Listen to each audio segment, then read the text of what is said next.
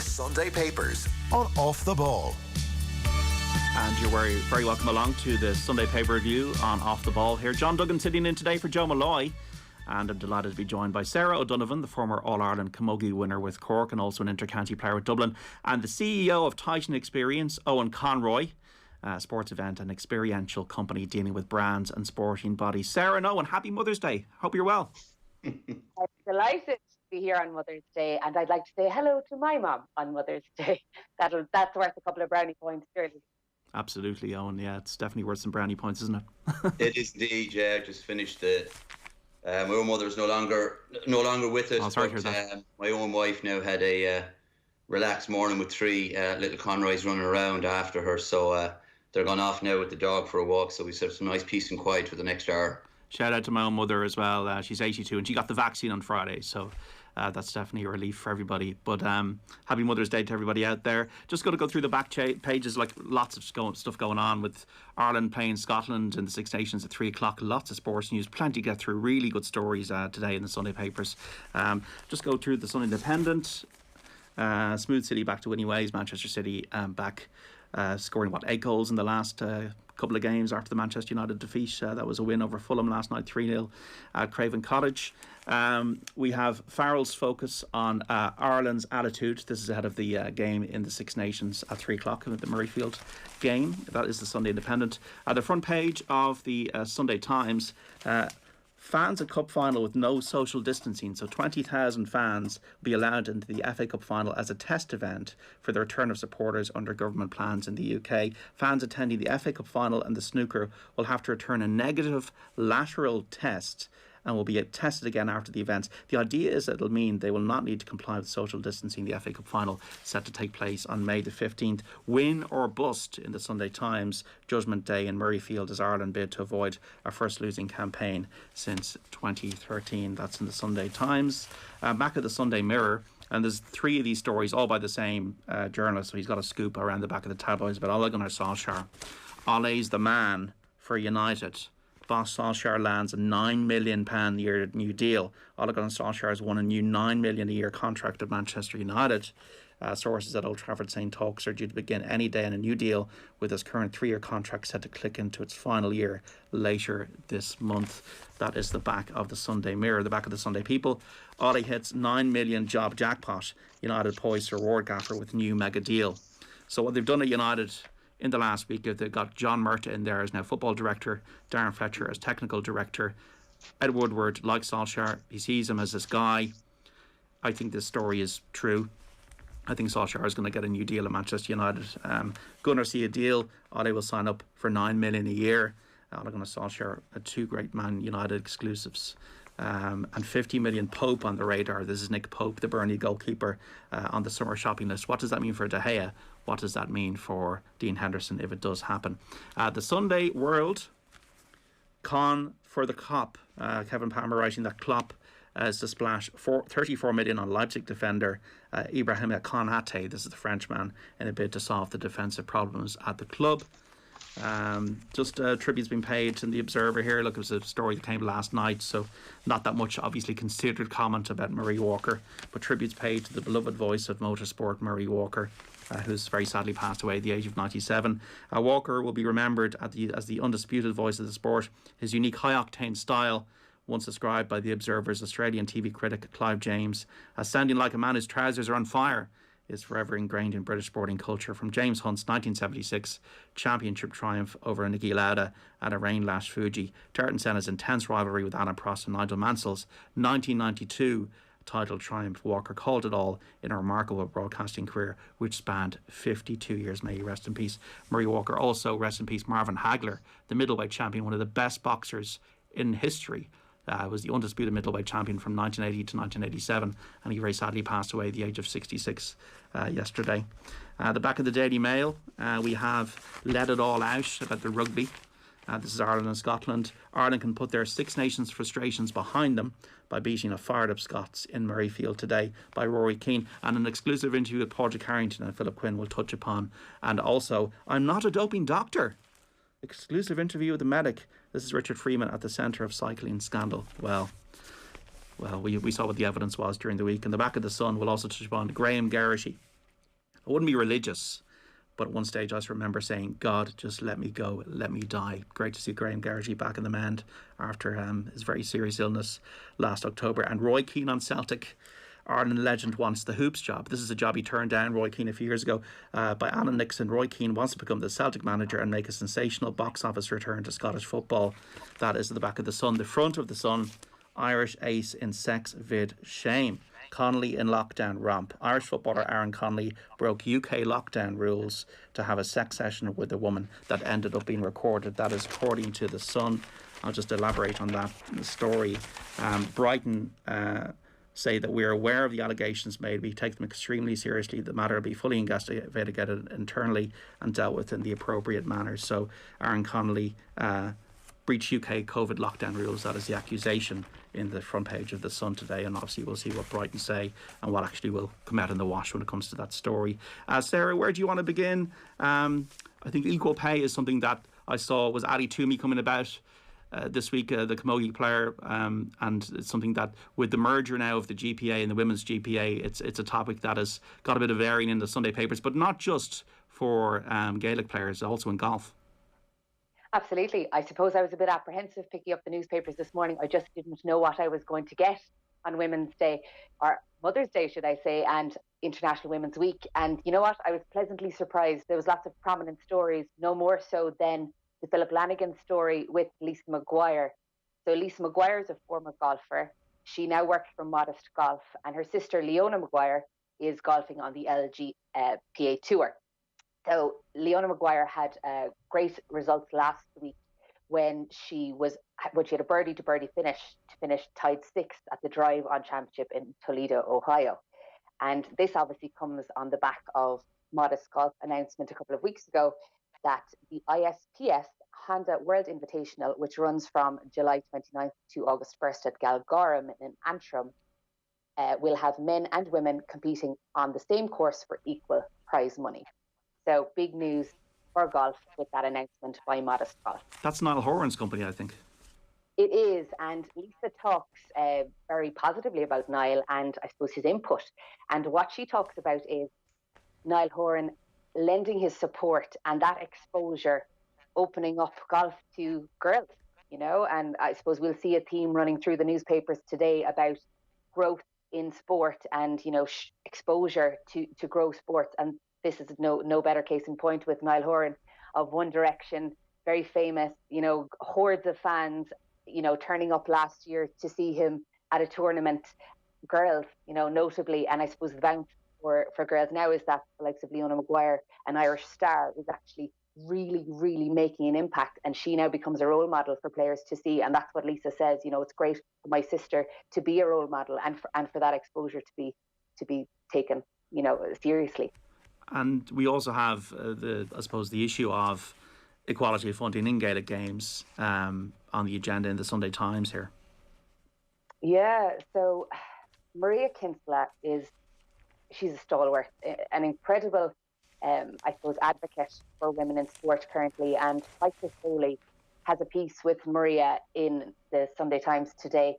And what she says basically is that women's teams are hoping that they will soon receive the funding and facilities that they need. You know, we're talking about equality, but we're also talking about equity. Give us what we can to improve and develop so that we get to a level where we can talk about equality and funding, you know. And a couple of key things here. We're constantly talking about how a merger between the men and women's teams or organisations, what that would look like. And Maria makes a great point here. She talks about her own club, and she talks about bringing both clubs together, her brother's team and her own team. And what happened was both teams, so the first team was FINA, and the second team was her own club, which was St. Fortunes. Now, I hope I didn't mispronounce that, but her own club amalgamated with FINA. And she said there was an emotional sacrifice. So she talks about the crest is gone, the colour of the jersey was different from the men's, that's gone. Whether I was emotionally attached to the crest and the red and black jersey, that all had to be scrapped. So in recognising that they had to give up something in order to amalgamate with the men's teams, she said, this change was not made for us. I think now about the group of girls at under 8 and under 9 and what they're going to get. It's going to be equal to their brothers. And I think that's what we have to look at in terms of the amalgamation of the LGFA, Camogie Association, and the GPA and the GA. There will be emotional sacrifices on all sides, but ultimately we're talking about everybody getting the same opportunities at 8 and 9. So we are building for the future. And while currently that's difficult, that has to be a consideration. It's not going to happen, though, is it? Until they merge the Camogie and Ladies Football Associations into the GA properly, though, is it? The support for, I was looking at the 93% of female intercounty players, 70%, 93% no travelling expenses, 77% gap in overall funding, 3 million for the men compared to 700,000 for the women, with the merger of the GPA and the women's GPA. And she says that it's not lip service. Like, one thing about that made me feel comfortable at the merging was the level of commitment on the other side of the table to do this for the right reasons. It wasn't just to tick a box and show their gender diverse. They get this. But until you have the merger of the Camogie, which Liam O'Neill has called for, the ladies Gaelic football and the GA, you're not going to get that cohesion that you need for this to be an issue that can be solved. Absolutely not. Nobody likes to give up power, you know, and that St. Fortune's team that Maria Kinsella references gave emotional sacrifices. They gave up their crest, they gave up their jersey, but they gave it up for the future. And I'm, you know, looking at what the GPA and the women's GPA have agreed to do in the last number of weeks in order to amalgamate their 4,000 strong membership. The women's GPA have recognised that there's a 60-40 split in terms of the men's membership and the women's membership. So that is represented. There will be obviously more male representation on the executive committees because of the size of the membership. The 60-40 is better than 100 to nothing, you know. So we have to respect that there will be things that will have to be given away in order to get the resources, in order to get equality. Oh, and the Six Nations, we're going to touch upon Cheltenham and Rachel Blackmore in a little bit of a time on the show here on the Sunday Paper Review. But the Six Nations, 3 o'clock Ireland, Scotland, a range of writing from Neil Francis to Brendan Fanning to Hugh Farrelly. You've been picking out some of the best stories in that regard. Yeah, absolutely, John. A range of headlines too, depending on, I suppose, depending on what perspective you're coming from. And there's a range of them in the papers today. And I think it's the Sunday Times that calls it win or bust. The Mail on Sunday with Hugh Farrelly, very, in fairness to Hugh, he calls it as he sees it and probably questions the selection policy ahead of today, feels it's very conservative, especially when you consider roads ahead in terms of developing talent. But the Six Nations, as we know, is a win business, and that's certainly what Brendan Fanning talks about today, the pressure that's on Ireland now, especially with the game between France and England ending in a victory for England, who obviously are coming next weekend. And he does, just to quote him here, he's fairly, I suppose, critical of Andy Farrell's first year and a half in charge, lack of preparation, unfathomable, given the lead in, lost valuable time in getting the right people around him and putting people into roles for which they didn't have the expertise. So fairly loading the pressure on the Irish team heading into this afternoon. Neil Francis, as always, probably sprinkled with a little bit of humour when he talks about Finn Russell. It's a very entertaining piece. It also talks about what's going on with CVC and the rugby rights. He says that with Russell on the pitch, Scotland always have a chance. And as long as Russell is on the pitch, Ireland also have a great chance. So, overall, some fairly strong pieces, heaping the pressure that this is a must-win game for Ireland this afternoon. Yeah, we live in a short-term world, and unfortunately, with Joe Schmidt, everything he did before the World Cup in Japan seemed to sometimes be forgotten.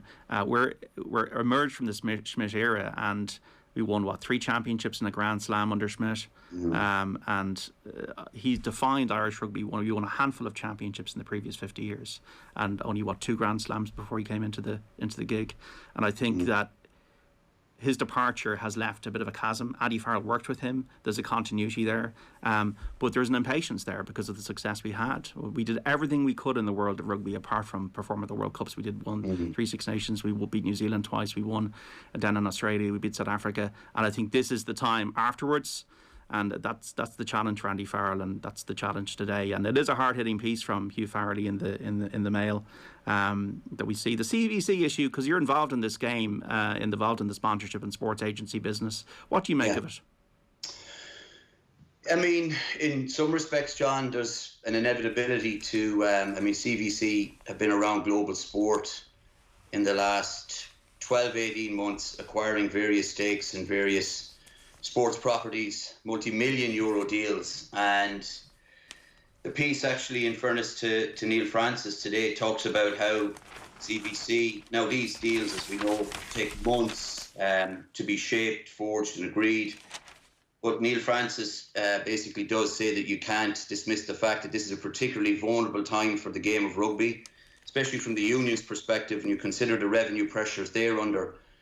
I guess from a supporter's perspective, there's going to be an inevitable knock-on effect in terms of the TV rights, John. CVC at the end of the day, I think the stake is close to 14-15% that they've acquired in the Six Nations. And they will absolutely be looking to get a return on investment over the next 12, 24, 36 months. And that is going to inevitably, affect TV rights packages. It's been covered quite a lot during the week by yourselves as well, but it's hard to see a world where we don't have Six Nations games behind paywalls in the next 12 to 24 months.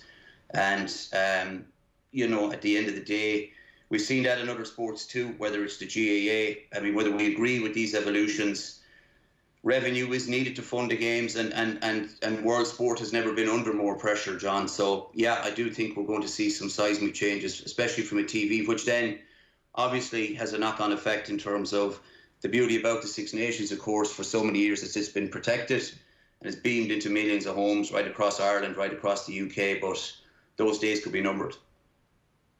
I was reading at Neil Francis. This whole deal, though, is a bit like borrowing the money lenders to pay for the kids' Christmas presents during tough times. CVC are a 1/7 partner now and effectively control the competition. Once you sell the children, you won't get them back. Next weekend is the last time you'll watch international rugby on free-to-air TV. The rights are up, and that is when these Shylocks go to work.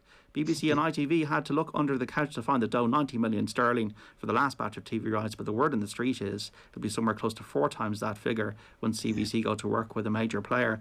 Major implications for the fans, I think, Sarah, doesn't it? Yeah, and Shane McGrath in the Irish Mail talks about it. He says the modern supporter is not wedded to the code like their parents were, which has helped rugby in particular to grow its sports space. But he said, were the most important test matches of the year to become the preserve of pay TV, then that base would be eroded. And that is not to mention the thousands of young supporters whose access to the game would be reduced to. That money matters, but tough decisions await the IRFU. And we're talking about exposure again. If you can't see it, you can't see it. Yeah. So also that story in the front page of the Sunday Times about the fans being allowed in for the FA Cup final. You're involved in the events business, Eoin. We're a long way off from that here, and this is all down to the vaccine, isn't it? Yeah, I suppose you want to be as positive as possible too.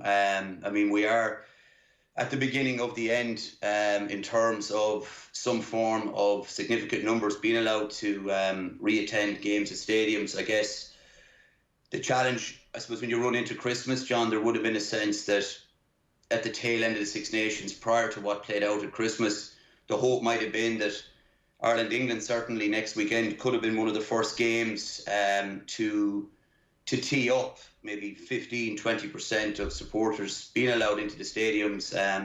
We're obviously heavily involved in it ourselves with UEFA 2020, and there'll be decisions in the next number of weeks now as to what's going to play out for the 4 games that were due to take place here in Dublin. But certainly the prevailing mood music, there's no doubt about it, John, is that it's going to take probably the tail end of the vaccination programme before government are potentially going to allow the kind of numbers that make sense for sports to get fans back into stadiums. So that could be too late in 2021 for Ireland. It may be that maybe the Autumn Nations has a chance, but time will tell. But the rate of the vaccination programme in the UK seems to be moving at a different pace. So hence the FA Cup final being slated there for fans to be attended. And they're going to use UEFA 2020-2021 in the UK to continue to test various scenarios. But very, very challenging for the business of sport and for fans. We all absolutely love live experiences, and who doesn't want to get back into the Aviva or Croke Park sooner rather than later. And also the impact on your business model and paying the bills and making ends meet. Yeah.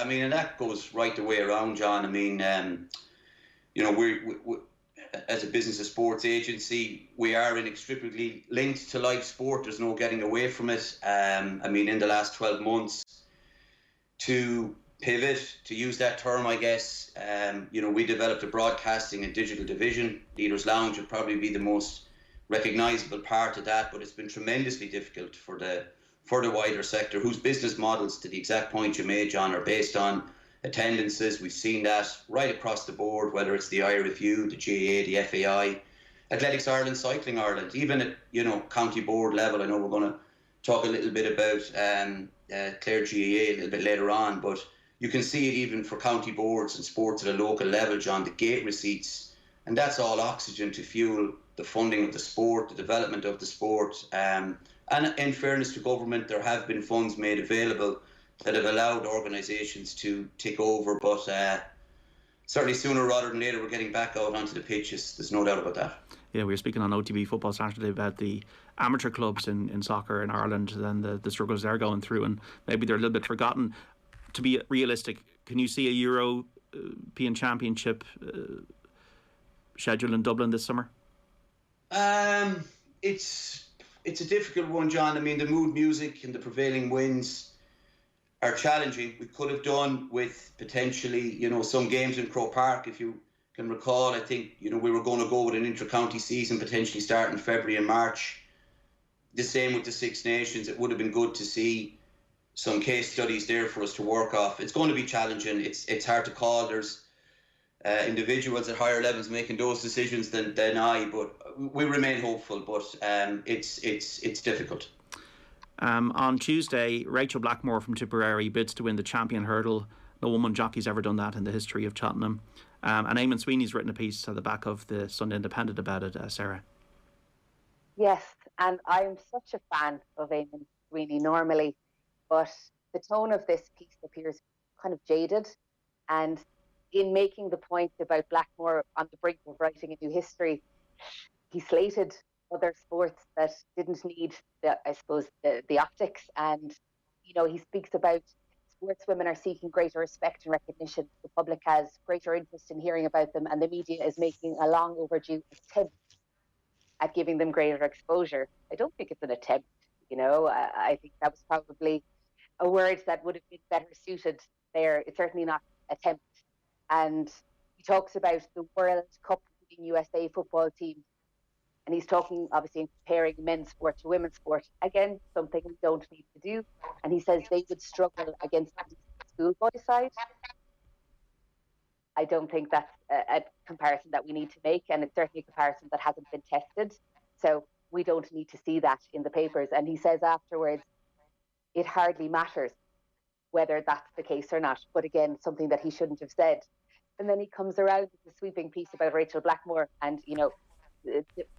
I suppose the narrative that in Ireland we don't hold her up to the same standard as they have in the UK in terms of Bríony Frost, because we recognise that Rachel Blackmore is a jockey first and foremost, and we don't see her exploits as particularly grandiose in her sport because she's just doing her job. We recognise that she's a brilliant sports person, but in the UK they tend to, I suppose, overinflate the personalities that do well in women's sports in order to give them that exposure. And Eamon makes the point that we're not paying Rachel lip service. We're saying that she's a great jockey. So I would have loved if the whole tone of the piece had been positive, but he's made some comments at the beginning of the piece that I just feel didn't need to be said. Okay. It's not the only piece around Cheltenham, which starts on Tuesday. Mick Winters is a colourful Cork trainer. And Dara Crahor has done a piece as well in the Sunday Independent, Owen, about him. Yeah, it certainly caught my eye, John. I guess Cheltenham is probably one of those times of years, a bit like myself, that non-racing aficionados or fans would be drawn towards, given the spectacle that it is. And you are inevitably drawn towards pieces that, like Dara has done here with Mick, which are a real colourful character. He talks at length about Mick's history in the sport, a very coloured character at the best of times. He talks and he delivers some beautiful vignettes as well in relation to Mick, about how for Bill, a horse that Mick was owned by Dan Sheehan, a friend of Mick's, and for a long time now, Donny Sheehan was his name, and Mick continues to bring a photo of Donny with him when he goes across, specifically racing in the UK, with the chance of meeting the Queen, because apparently Donny and the Queen share the same birthday. So the plan is at some stage that Mick is going to be able to present that photograph to the Queen, and probably with the week that was in it, the Queen could do with a little bit of levity like that. But yeah, there's some excellent pieces, and to Sarah's point as well, I was taken in by, I thought Eamon's piece as well was going to be a little bit different to what it played out in terms of talking up what Rachel Blackmore has history on the horizon this week. So it's going to be a great week of racing at Cheltenham, and obviously it's been a tough couple of weeks for the sport, to put it mildly, but the piece on Mick by Dara is certainly worth the read this morning. Yeah, some of the quotes: for a long time, Winters worked in the old Rowntree's chocolate factory in Cork before it closed down. His wife Patricia joined the local fire brigade to help keep the ship afloat. And talk about Tom Foley, who trained Denoli, who recently passed away in 1994. Denoli went and won at Cheltenham. Tom Foley, the poor old devil, it was awesome what he did when he got the good horse, what he did for the people. It goes back to the love of the horse. Tom was grand and humble, and there are plenty of days when things weren't going well. So you have to measure it, don't you? Enjoy it, but don't get carried away. Sorry, John, just one other point I was going to make on that piece as well, which I thought is absolutely fascinating. And sometimes as well, as I said, I wouldn't be a huge racing man, but when you listen to pundits, whether it's Patrick Mullins or Jane Mangan, talk about the horses and the preparation that goes into them, there's just an interesting, just at the tail end of the piece, it talks about, I think, that Mick and the team are going to head over in the ferry tomorrow, because last year Chatham Street Lord, which is the horse that he's going over with, for whatever reason, wouldn't drink water for 24 hours after arriving in the UK. So at times it just shines a light on the high performance animals, that the nuances that are there that trainers etc. have to prepare for. And also we're going to see Denise Foster isn't going to Cheltenham. Sarah, I read that in the Sunday Times. It's an interesting piece. She's missed a couple of weeks this week, and perhaps is looking to stay out of the limelight and concentrate on the horses. I read that she has 200 horses under her care now that she needs to know intimately as quickly as she can. But I think the piece spoke as well about, while Gordon Elliott was obviously at the top, the structure that's around him would allow her to be able to use all of the people in that structure to gain the knowledge that she needs to manage the Kilentra until he's back, and I think it's probably a wise move for her to stay out of the limelight over the next couple of weeks. I know Megan and Harry, Megan spoke about staying out of the limelight because she was told to, and perhaps there's just less of an exposure element if you're not at Cheltenham, and she'll be able to do her work in a more peaceful manner. It took 29 minutes, Sarah, for you to get a Megan and Harry reference in. Oh, and I'm disappointed. I'm disappointed you didn't get it in first. I thought it was the Queen that needed the lift given the week that was in it. Yeah, I was close to Megan and Harry, but I'll leave that one to Sarah. Well, I think Denise should take Megan's advice and try and stay out of the limelight this week. Stay in the background. There's just too many questions that she'll have to answer that won't be about the horses, is my feeling. Yeah, some of the quotes in the Sunday Times piece. Elliot suffered it for a couple of years until he built a bespoke apartment next to the tack room in the middle of the yard. This is in Cullentra Stables in Meath. A 2-storey affair, 3 upstairs bedrooms and no commute. If the IHRB had decided to make him a disqualified person, Elliot would not have been allowed to set foot in any training yard, and he would have been forced to leave his home. But suspending his licence, none of that was necessary. Denise Foster will not be in Cheltenham this week. It was too late for the realms of COVID-19 paperwork anyway. About a third of Irish trainers and runners at the meeting are staying at home. The horses will run in her name this week, each one inseparable from Elliot. Cheltenham, though, will be better for the horses. I don't really know what that last line meant about Cheltenham, and lots of stuff about William Mullins. How does he do it? David Walsh in the Sunday Times, writing about Willie Mullins. 1995 to 2009, 17 festival winners. 2010 to 2020, 57 festival winners. Also criticism of Cheltenham. Philip Quinn recounting what the experience was like last year. Shane McGrath being quite critical of it in the Daily Mail. Did you touch upon that one, Sarah? Shane McGrath? I actually only looked at CVC with Shane McGrath. So what did he say about CVC? His basic point was about exposure, and talking about sponsors and the ever-increasing demands that they're placing on the sports that they look to engage with. And I suppose this was a conversation that I was hoping to pick up with Eoin. How close do sponsors want to get to the pitch? We've had a situation in camogie previously where Ashley Thompson, who's obviously a very famous camogie player, was wearing branded headbands. Her Hurley was branded. She was wearing armbands because obviously it was identified that she was going to be followed by the camera quite prolifically, and this was an opportunity. So where do sponsors sit in terms of getting to the pitch, literally, with sponsorship, Eoin? Yeah, I'm sorry.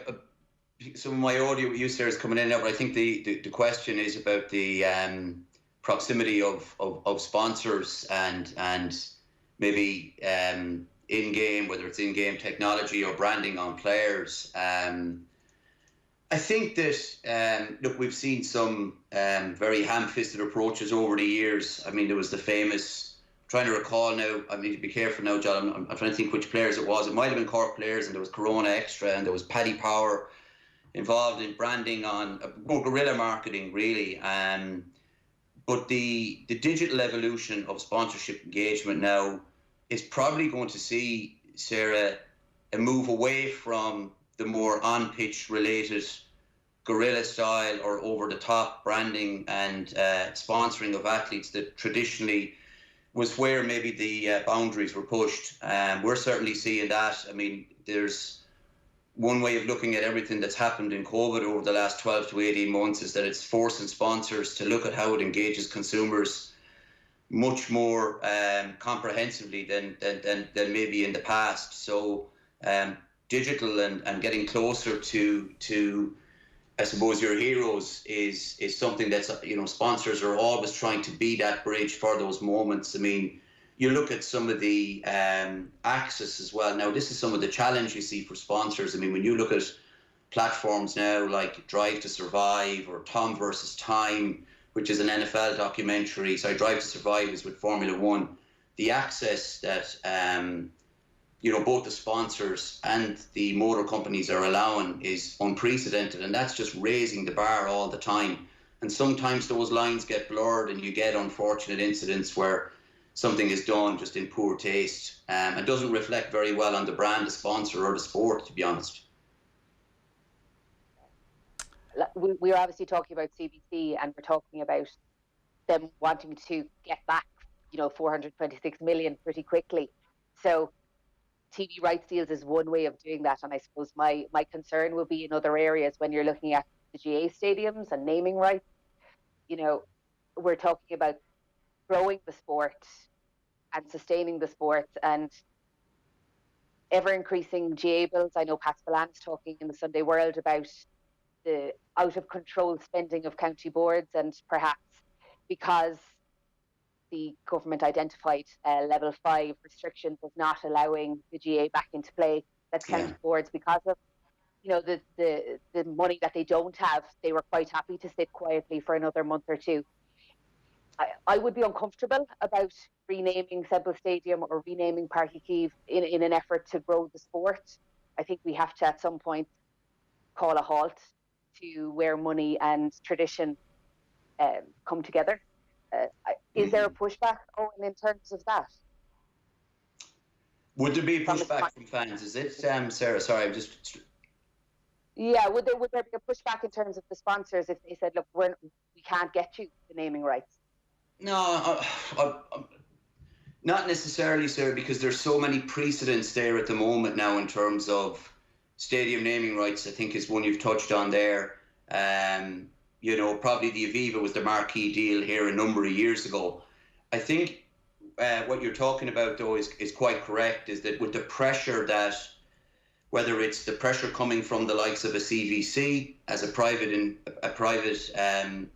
equity player to get return out of a platform like the Six Nations, for sure. We touched on the TV rights already, but you're absolutely right. There's huge pressure on governing bodies at sports at all levels to continue to deliver the revenues and funding when so many platforms have been lost to them. So that's where government and the departments of sport, probably from an Irish perspective, need to step in to keep sport from maybe selling its soul in the short term to stave off some of the financial challenges that COVID has brought.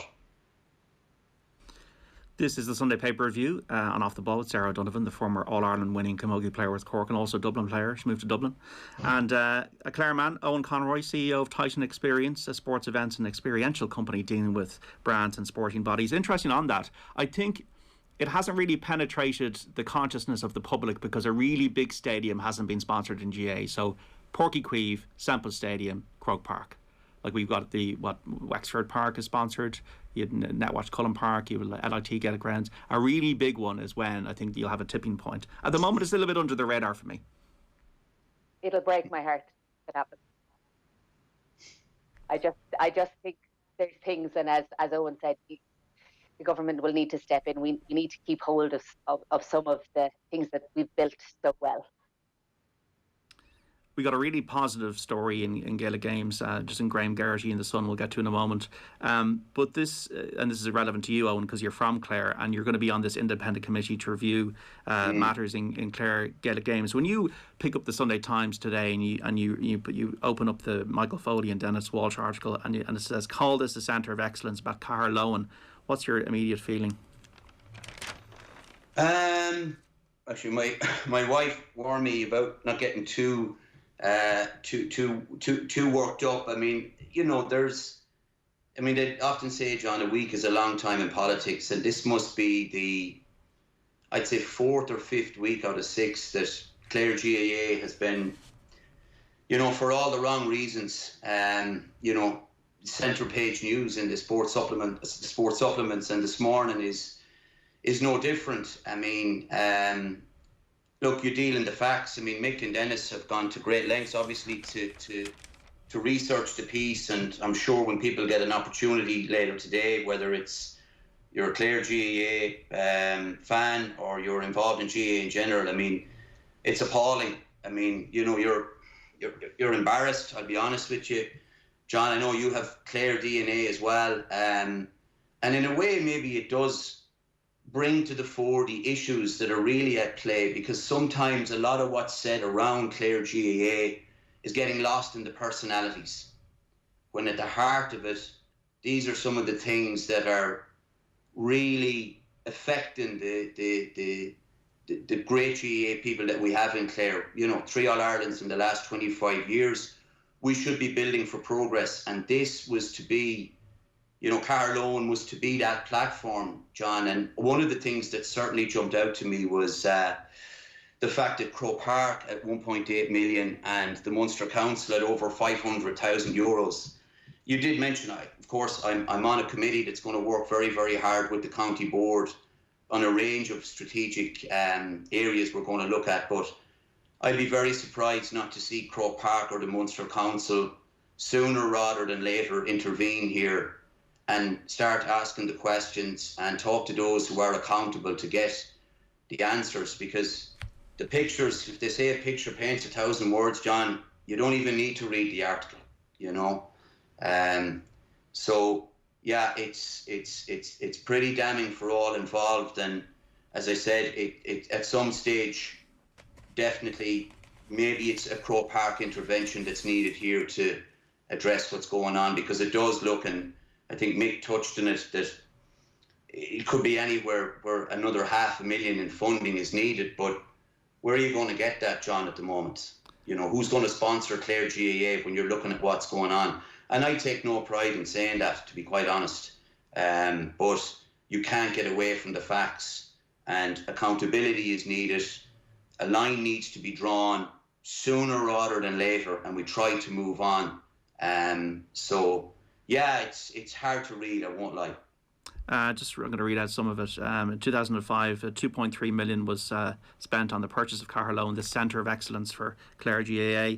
There's no medical room, no defibrillator has been installed by the end of last year. There are no public toilets. The car park remains unfinished. The pungent smell from the water was so strong. Some players over the years have preferred to shower at home. In 2019 County Treasurer Michael Gallagher put the cost of Carlow at 4.8 million, and instead of offering a foundation for Clare's biggest ambitions, Carlow has become a source of extreme antagonism, from the county hurlers exiled to the road by the poor facilities, to ongoing questions over the return on the money invested in developing the site, to scepticism over the committee formed this year to examine the problems. Doesn't make for a nice reading, as you said, Eoin. What are you hoping then as an independent committee to achieve in Clare? What is your ultimate goal here? Is it to really hold the county board to account? Because it seems pretty clearly that there's a management issue here. Yeah, I mean, it's difficult for an independent committee to hold, I suppose, any county board to account, John. I mean, I think that's where Croke Park needs to support some of the changes that are required. There's no doubt about that. But as an independent committee, and in fairness, the county board have looked to ratify the AROG motion, which has put this committee in play. I mean, our job is to bring as much expertise and professionalism as possible, and what's required, certainly over the next 3 to 6 months, to look at the governance structures, to look at the processes and procedures. And you know, you can talk about those things and they sound like words, and you can talk about it all day long, John, but when you look at the facts in the Sunday Times today in that piece, it is broken. So that's what our committee is set up to do, to work with the county board. But we are going to need additional help as well. And we need Carlow for young players. I mean, you could talk to Brian Lohan in the morning with Tony Kelly, Johnny Conlon, these guys. They would love to have Carlow where it needs to be, but it's more about for the younger players, the development squad players, for football and hurling coming in. So that's what it's about, protecting the future of Clare GAA, but Carlow needs to be addressed now. And if you look at Limerick across the Shannon, stop! Right. I was waiting for you to. Go on. I just said it. Sarah, you must be reading this and going, as a former player, what is going on here? From a player's perspective, if you can see that they're talking about the pitches have been deemed unsuitable for hurling. Is that not a scary stat? You know, another stat is that it'll cost between 150,000 and 500,000 a year to maintain and have the facility opened all year round. Owen, have you considered where that money would come from if you were, you know, responsible? How can you generate 150,000 to 500,000 just to sustain a property, keep it open? Yeah, I agree with you, Sarah, and that's why, I mean, the project very clearly, I guess, from the facts as they're laid out in the piece, is at a massive crossroads. I'm not even sure if those figures add up, to be quite honest. I don't think there's any real clarity as to exactly where we're at and where we need to go with Carlow. I think that's probably the most worrying and urgent part of where we're at. So, you know, those kind of numbers, as you said, you know, do they stand up to scrutiny? I don't know. And that's obviously a couple of the areas that we'll be focusing on over the next number of weeks, for sure. Can you, though, easily solve what obviously seems to me to be a lot of personality issues in the county of Clare, and it seems to be difference of opinion on certain sides and certain parts of the county board and people outside of that on the way Clare GAA should be run? When you're looking at the hurlers, no Munster under-21s in 5 years, no minor championships since 2011, no Munster senior hurling championships in 1998. Limerick have won the last 2 minors. They're going for a third All-Ireland in 4 years. Their academy's been brilliant over the last 10 years. What's it going to take to sort Clare hurling out? Primarily because obviously it's a bigger sport than football in the county, so that you'd be competitive again.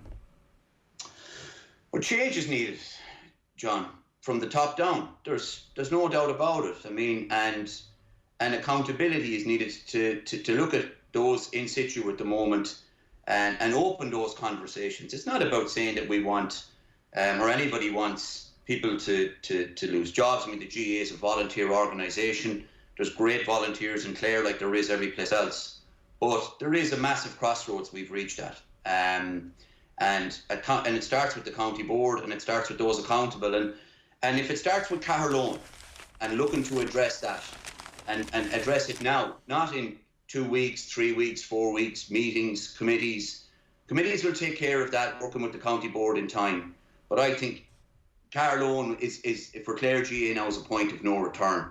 And we either address it, hit it head on, and look to put a proper facility, and a plan is needed to take it up to where it needs to be. So there's some of the challenges. And we've won 3 All-Irelands too, John, in the last 25 years. So we can't shy away from some of these challenges. Absolutely. Just to also reference a story in the Sun Independent from Dermot Crowe. Supporters Club is run separately to the County Board. Clare County Board has stated there's no knowledge or responsibility for accounts held by the Supporters Club during the time Davy Fitzgerald was manager of the County Senior Hurlers. A spokesman said the club had been totally independent of the board but provided invaluable support in meeting county team preparation costs. In his book All Costs, published in 2018, Fitzgerald praised the activity of the Supporters Club. He was instrumental in setting up and helping to run while in charge of the county team from 2012 to 2016. He vouched for its transparency. Every single cent raised, in quotes, was accounted for, every detail presented to the audit committee, and that's what makes my blood boil when even to this day some smart asses toss out that lazy question, where did the money go? Open your eyes, ask the audit committee, ask the county board. These are the quotes from Davy Fitzgerald. But the board says it's unable to provide that information as to how the money's raised or who they get it from or anything else. That's nothing to do with the county board. County PRO Michael O'Connor explained to the Sunday Independent. So that is an interesting story. Do you want to comment on that, Eoin? I mean, look, again, John, is it, when you look at, it's been the Sunday Times and Sunday Independent, from a paper perspective, and quality journalists have been following these stories. So clearly they believe something is there, that they're asking questions in relation to. And when you see other areas like the one that's reflected in that piece in the Sunday Independent today, you're not surprised, because when you look at what's happening with Caherlone, it's just another example of those structures, governance being broken. It's not that they're fractured, they're broken. And it just doesn't make easy reading, John. There's no doubt about it. Yeah, I'd expect Clare is not the only county as well where the tight governance that you need from Croke Park on that professional level is not fully in place. It doesn't mean that anything untoward has happened, but it just means that just the tightening the bolts of governance and getting everything right and everything transparent, just in terms of value for money. And that's what we're asking for. Your experience as a player in various counties, Sarah, what would you have seen when it came to having that really tight governance around how money is spent and spent well? Obviously, from Cork's point of view, that would have been 2005, 2006, 2007 when I was playing senior with Cork, and that was during the Celtic Tiger era. In terms of sponsors, I suppose the things that were provided to us as players at that time were well set out by the county board. In terms of the extras, fundraising for team holidays after winning All Ireland, there was audit committees put in place. We held fundraising dinners. Big businesses in Cork supported us. It was always very visible in terms of what was raised, where the money went, who supported us. There was all trails in terms of who we thanked, who was identified. There was a relationship with the county board in terms of doing. Moving to Dublin, AIC is obviously a big sponsor of ladies football, camogie, men's side of things. It's across the four clubs. A designated budget has been given to we associate camogie in Dublin to satisfy the demands of, I suppose, 2 senior teams, minor teams of 16 teams. I don't necessarily understand how the money is split out across the different age groups, but we don't have our own pitches, so we're renting pitches on an annual basis. I know Maria Kinsella is talking about a new report which is going to identify how much money is being spent by camogie and ladies football on rent every year. And I think that's really going to shine a light on how much money is being wasted by us sitting outside of the GAA, and where the money could be invested in ladies football and camogie by having us under the umbrella and not having to pay for renting of pitches, as an example. That makes complete sense, and it's time that common sense prevailed, and there is some kind of merger in the future. Graham Geraghty, and this is in the Sun. This is just a good story. I'm taking every day as it comes. Try not to worry about trivial things. If I can bring it up here. I'm just glad to be alive. Graham Geraghty, absolutely legendary football, or All-Ireland winning captain in 1999 with Meath. This is Gordon Manning writing this in the Sun. It is not yet 5 months since Meath's 1999 All-Ireland winning captain suffered a brain aneurysm that almost cost him his life. On the night of Tuesday, October 27th, he was coming to the end of his day working as a social care team leader with 3 Steps in Trim. Shortly after 10 o'clock, Geraghty was chatting with his colleague Ian Daly when a sudden shooting pain in his forehead caused him to jolt. Within seconds, it had surged down the back of his head and down his neck. Geraghty recalled, Ian thought I was having a stroke. He put me lying on the couch, rang an ambulance, kept me talking to me to keep me conscious. The pain was so severe the 2-time All-Ireland winner couldn't keep his eyes open. He'd suffered from migraine in the past, but did not need a doctor to tell him this was something altogether different. The pain he endured was like nothing he'd ever experienced. He was exhausted but unable to sleep, hungry but unable to eat. He had a very successful operation, which is in Beaumont Hospital. An aneurysm and stage 4 bleed were confirmed. 24 hours later, he underwent life-saving surgery.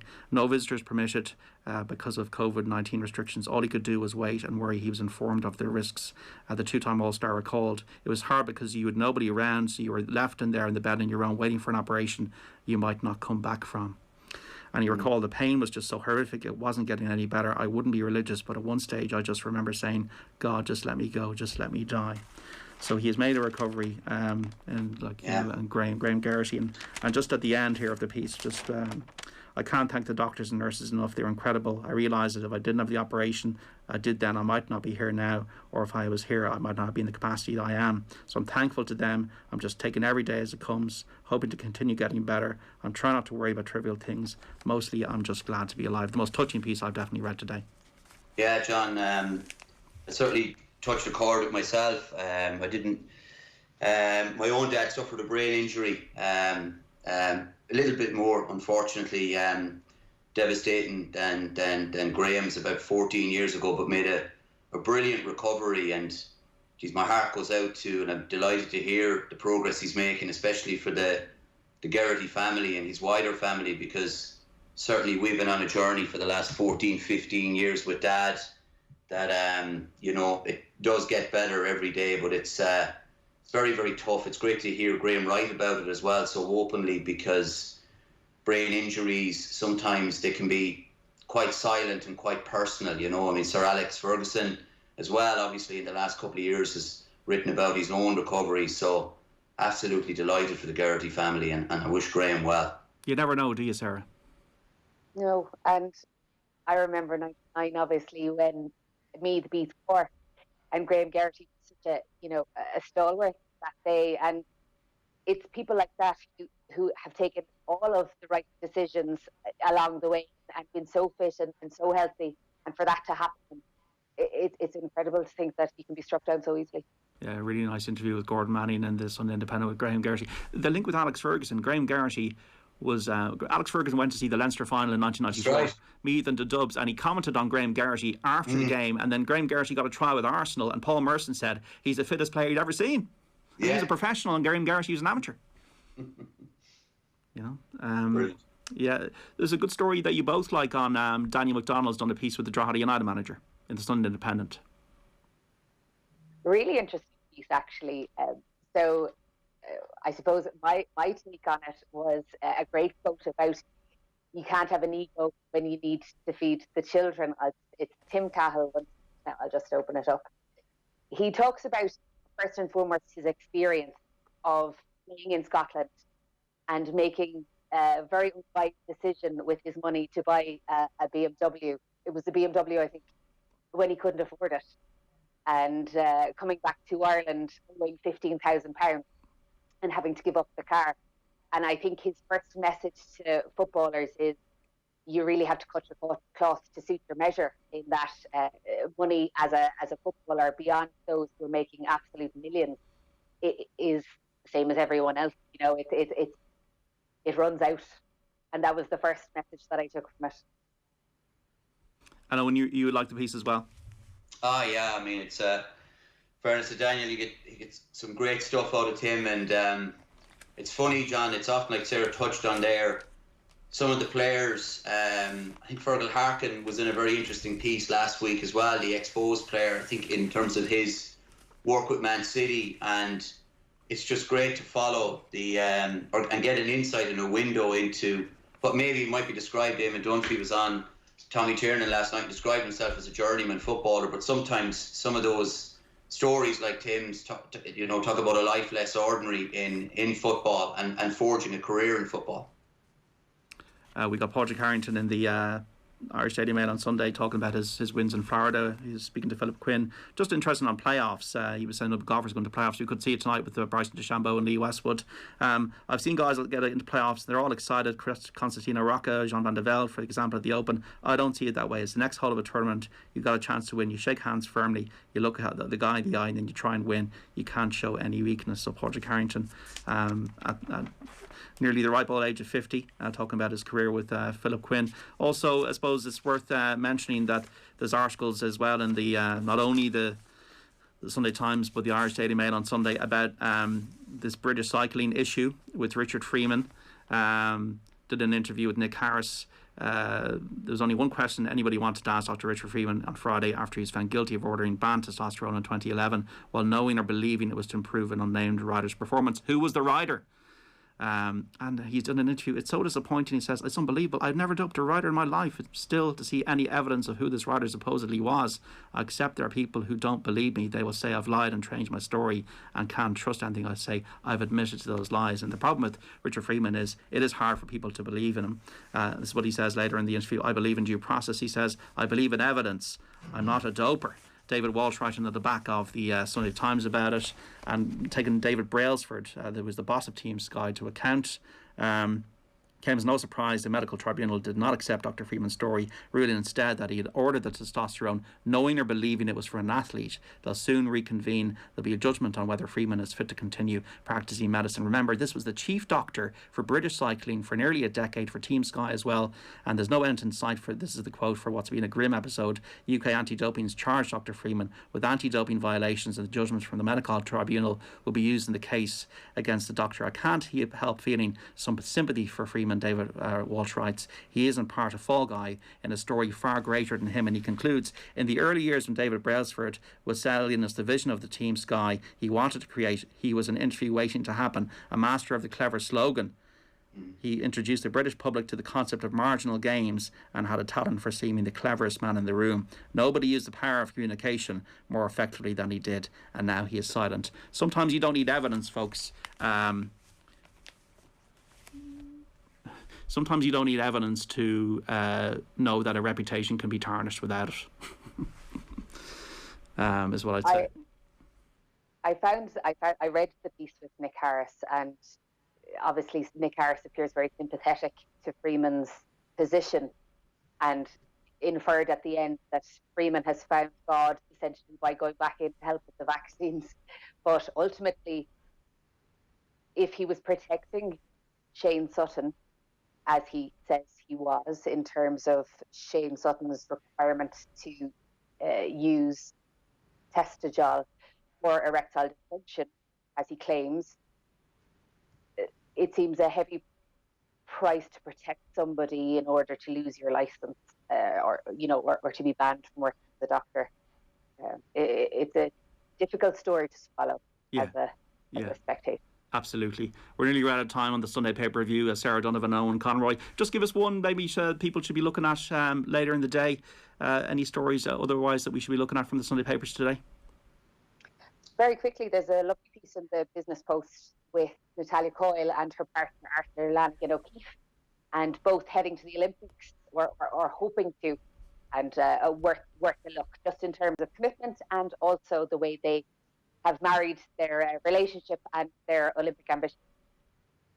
And Owen, anything else you like that we should be looking at? Just well worth a read, because he's a character and he knows what he's talking about. Mick Galway has a great little piece on the game this afternoon in the Sunday World. It's well worth a little look. Okay. Well, Eoin Conroy and Sarah Donovan, thanks so much for giving us your insight on the Sunday paper review. Look forward to speaking to you soon. Stay safe and enjoy the rest of your Sunday. You, John. Okay, Sarah Donovan and Eoin Conroy there. Thanks for giving our insight in our pay-per-view today. And also, Off the Ball, just let you know, is on your radio from 1 to 7 today on News Talk and on the OTB Sports app. You've got 2 live and exclusive Premier League commentary games to give you. Stephen Doyle and Kenny Cunningham calling the shots for the North London derby, Arsenal taking on Tottenham at the Emirates Stadium. Also showcasing the game involving Leicester City and Sheffield United. Nathan Murphy and Brian Kerr in the commentary box for that one. Mike McCarthy will also keep us up to date on Ireland and Scotland in the Six Nations. If you missed any of the Sunday pay-per-view, you can check out the podcast on the OTB Sports app or wherever you get your pods. You can also watch it back on YouTube on the Off the Ball channel. We're back on your radio from 1 o'clock. The Sunday Papers on Off the Ball.